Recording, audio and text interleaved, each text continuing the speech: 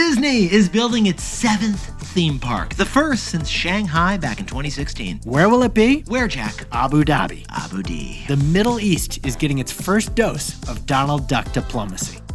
Now, Yetis, funny thing Jack and I should share with you. We actually have a name for Disney's CEO, Bob Iger.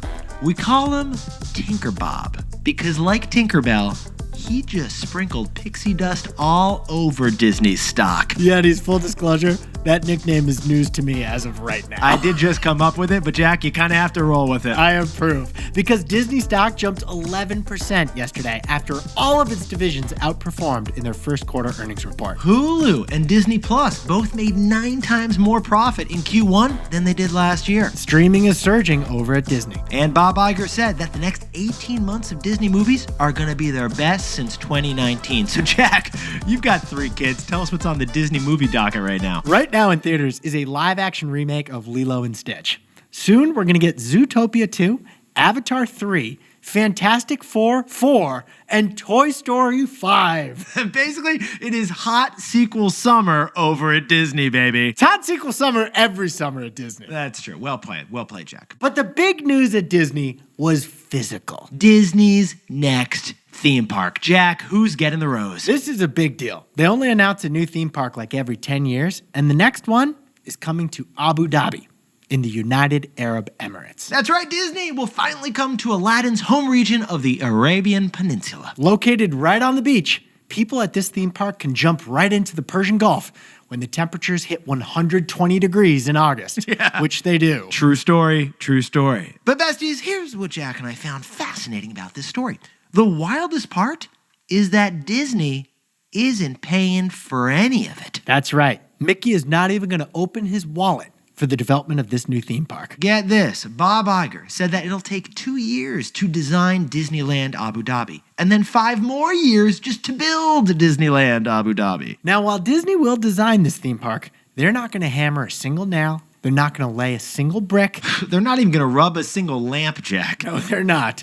Disney is simply licensing all of its characters and its IP to a company called Miral. Now, Miral is going to build and operate this location because Miral is the real estate developer of this oil-rich nation. Get this. Miral has already built SeaWorld Abu Dhabi, Ferrari World Abu Dhabi, and dozens of high-rise hotels right on the beach in Abu Dhabi. Miral has basically pioneered a new industry, theme parks as a service. Yes, they have. You know, TAS. So Miral is going to finance the estimated $5 billion construction of this new Disneyland, and then they're going to take a majority of the revenues because they built the thing. That's the business model here. Basically, it's a rev share with Disney so that this new theme park is going to be profitable for Disney on day one. It's just going to be positive dollars starting on day one because there's no costs for Disney. But let's take this further, Yetis, because theme parks, the division at Disney, actually makes up 2/3 of the entire company's profits. But the theme park drives sales of all the other divisions too. That's the key. Millions of children from the Middle East will now visit Disneyland Abu Dhabi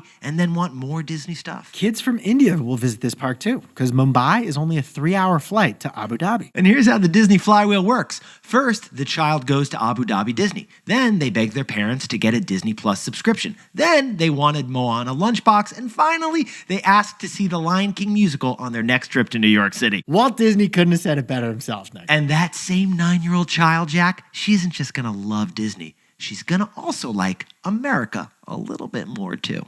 Because of our takeaway. So Jack, what's the takeaway for our buddies over at Disney? Disney is a cultural ambassador to the United States.